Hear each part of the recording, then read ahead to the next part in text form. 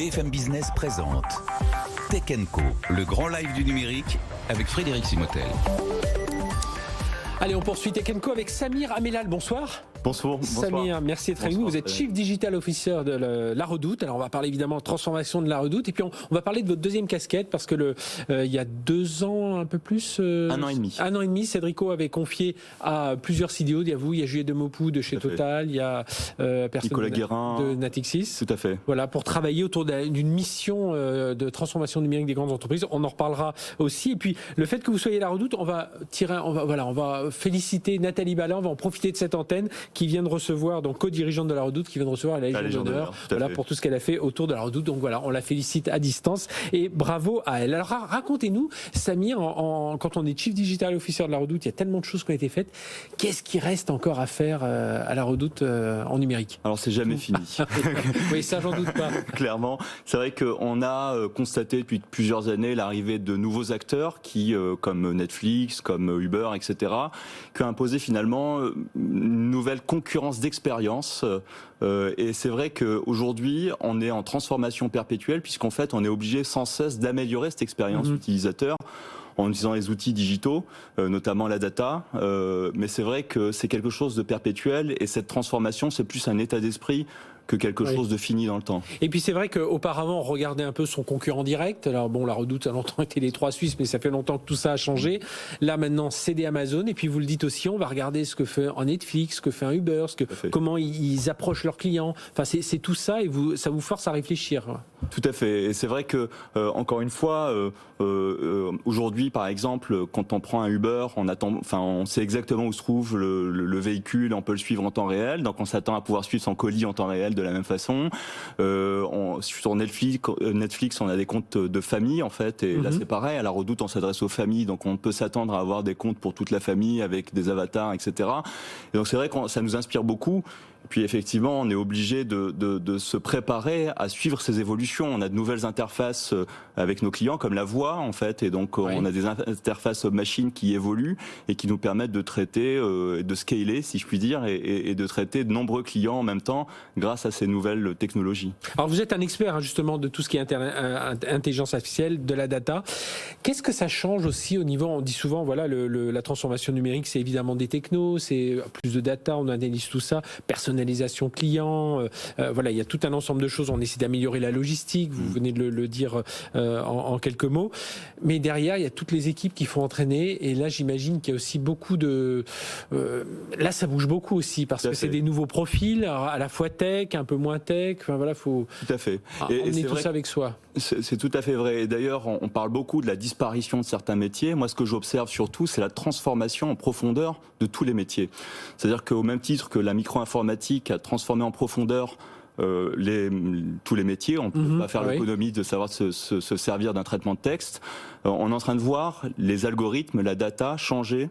Et aujourd'hui, à La Redoute, toutes les décisions peuvent être adossées à des data. Donc, on peut prendre des décisions sur une base rationnelle.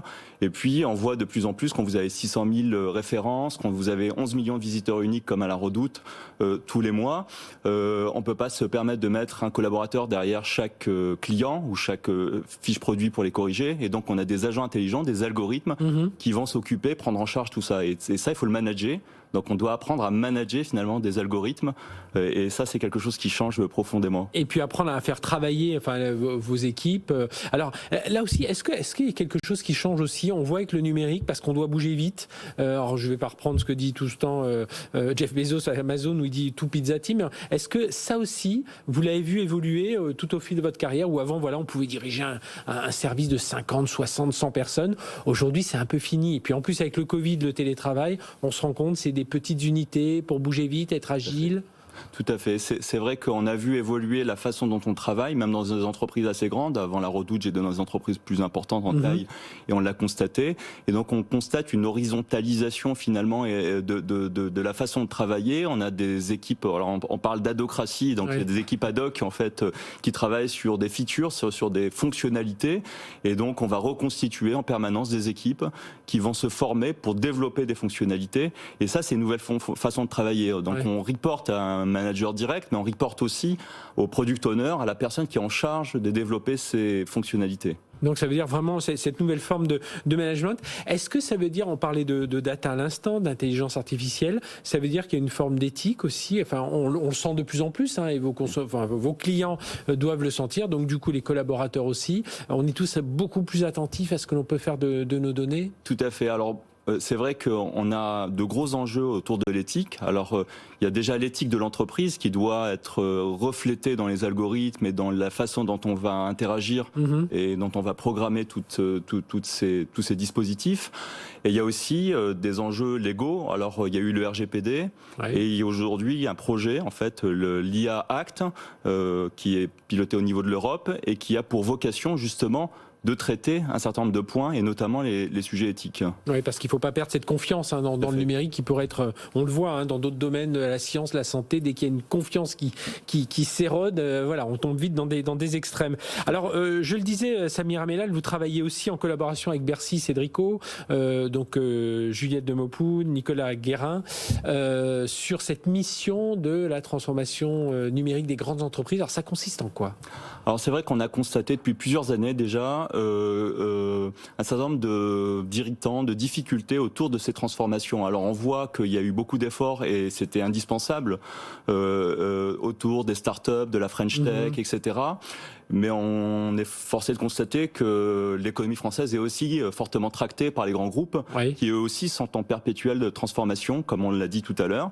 Et donc on s'est réunis à plusieurs CDO, à plusieurs entreprises, et on s'est dit que dans le cadre du respect de la concurrence, du RGPD, etc., on souhaitait mettre nos forces en commun pour accélérer ces transformations et pour nous donner toutes les chances de faire face finalement à des acteurs internationaux qui parfois ont des moyens beaucoup plus importants que les nôtres et dont parfois la capitalisation est au moins comparable au PIB français. Donc on s'est dit qu'en se mettant ensemble, on arriverait à faire face à cette concurrence. Donc ça veut dire travailler sur la data, l'exploitation de sa data, ça veut dire travailler sur des investissements, ça veut dire travailler aussi sur des formations, du recrutement, c'est un peu ça les axes de cette mission. Alors il y a 5 chantiers, dont la data et l'IA, mais il y a un chantier autour de la formation et de la formation des talents et du recrutement. Il y a un chantier autour du paiement souverain, du cloud souverain.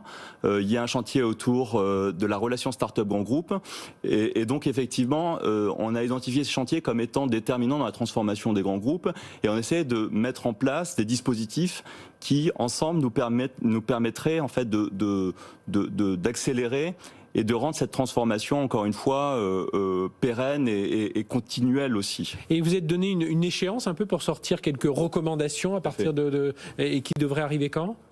À la rentrée, on devrait avoir les premières choses. On a déjà, entre nous, présenté des choses autour du cloud souverain, autour de la data et de l'IA, autour de la recherche, autour aussi de la relation start-up grand groupe. Donc il y a des choses qu'on a déjà discutées entre nous qui sont pratiquement prêtes et qu'on va pouvoir présenter de manière plus large à partir de fin septembre, début octobre. Et pour vous, qu'est-ce qui va pas assez vite aujourd'hui ? Alors honnêtement, tout. Et en réalité, ce qu'on constate surtout dans les grands groupes, on parle de legacy en termes d'informatique, c'est-à-dire on parle d'héritage et de old legacy, c'est-à-dire de vieux dispositifs qu'on doit remplacer, etc. Mais il y a aussi une legacy culturelle et organisationnelle en fait. Et ça, c'est parfois le plus difficile. Et donc c'est parfois contre ça qu'on se bat et on doit accompagner les équipes vers un changement justement de mentalité autour de ce qu'on vient d'évoquer, et notamment cette transformation, cette agilité qu'on a évoquée. Eh bien, merci Samira Mellal, CDO de la Redoute, et puis donc en charge, avec vos autres confrères, CDO de chez Total, de chez Natixis, et puis d'autres autour de cette mission de transformation numérique des grands groupes. J'espère que vous viendrez nous en parler à la rentrée, justement, quand il y aura ces missions. Et puis, encore une fois, on en profite pour reféliciter Nathalie Bala, et puis cette formidable qui vient d'être décorée de la Légion d'honneur. Et puis voilà pour cette formidable aventure de la Redoute. Merci d'être venu nous en parler. Et puis on se retrouvera à la rentrée sans faute, c'est promis. Le rendez-vous est noté.